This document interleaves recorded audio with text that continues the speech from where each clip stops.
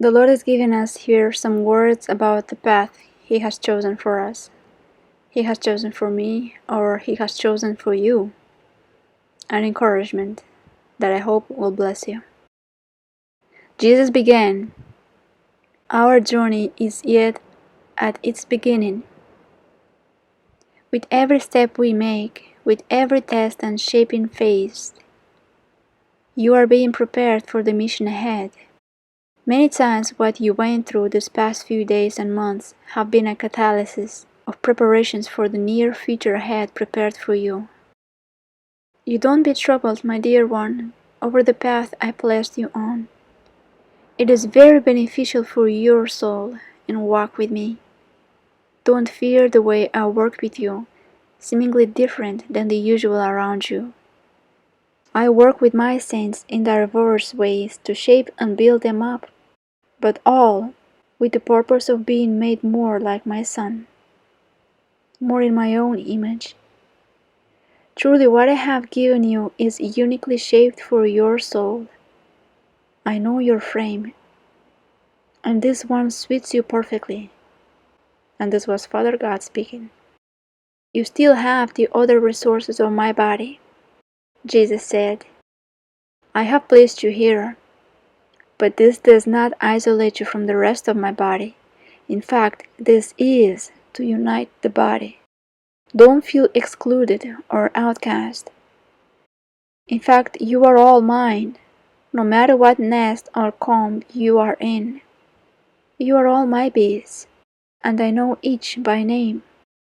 I know each of you what are your strengths and inconveniences, what works for you and what does not. Trust me, what I have given you is beyond precious and valueless. All are my body. Live like that, as one body. See with the eyes of the Spirit and don't bother with the enemy's assault on your conscience. You are truly my little flower and you will blossom as I desire you to. Just keep on trusting my ways and will for you.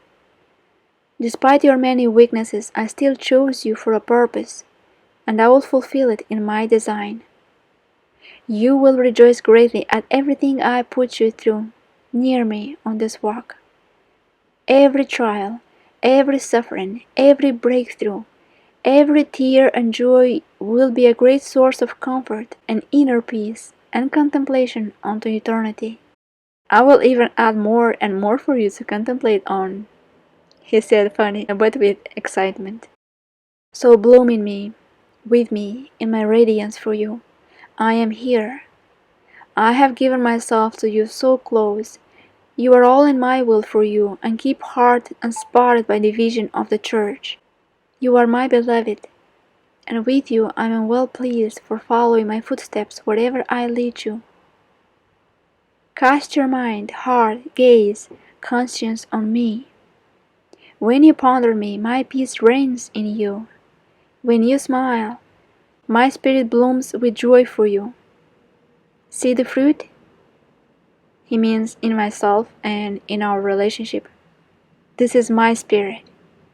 My beloved spirit I gave you. You have been marked as mine, and no gates of hell will win over you. Be valiant, my little one, said Daddy God. Set your purpose on pleasing me and fulfilling my will, and all the rest will fall into place. My grace is abundant on you and your loved ones. My mercy is under your roof. He means Jesus in the monstrance. I am yet not done with you all. He was very excited over his marvelous plans ahead. Continue to love me with all of you can muster, and I shall increase you, my seed. He means myself, my soul. He also means you. Hold fast to my Son who loves you beyond description. Hold fast to him. Daddy God continued. He is my all. He is now your all. Love him, for like this you love me. Thank you, Daddy, for coming to speak with me. Thank you for your time and words. My eternity is waiting for you. He smiles over the time. Eternity spent with me. Our wish come true. Is there something else you would like to say? What is on your heart? I asked him.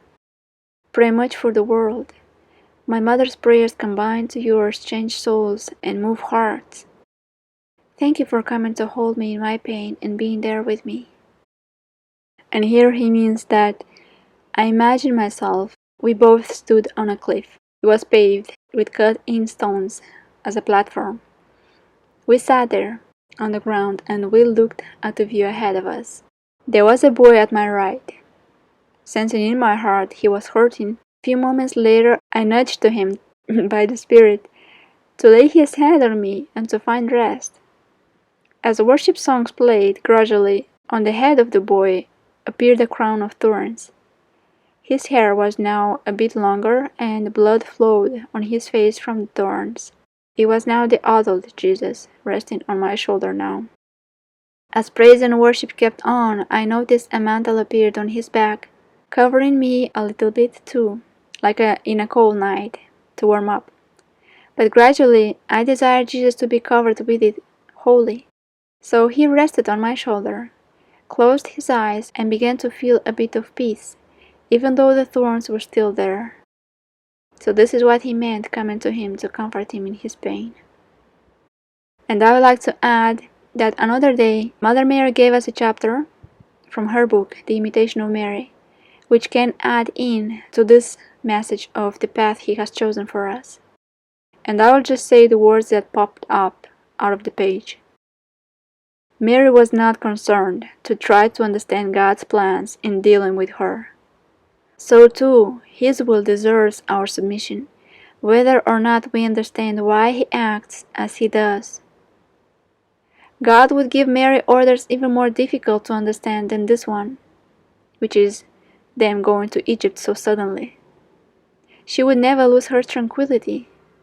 And indeed, what is there that would trouble a soul that knows God is its guide? Is there perhaps some surer protection than that which divine providence offers? And then here, in that chapter, the author begins to say a short prayer. Lord, you bid me travel by paths I do not know. Your command is enough for me. Your will is my light and the reason I need. Admittingly, I do not know where I am going, but I am sure that if I let myself be led by a guide as wise as you are, I shall not go astray. Although I walk in darkness, I walk with assurance, for I am sure you will not desert me. Of what use would my weak light be on a path where you yourself are my guide, and which you ordered me to follow in blind obedience? You have spoken. I must act without listening to myself. We often trust entirely the advice of a man who is regarded as prudent and enlightened.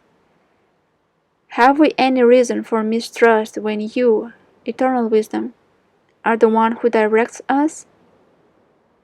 Therefore, however surprising I may find your plans for me, I shall simply bow down before them in adoration, for your power surpasses my power to understand it. Your action, even when hidden, is no less to be adored. Your works all bear the stamp of infinite wisdom, even when their secret is not revealed.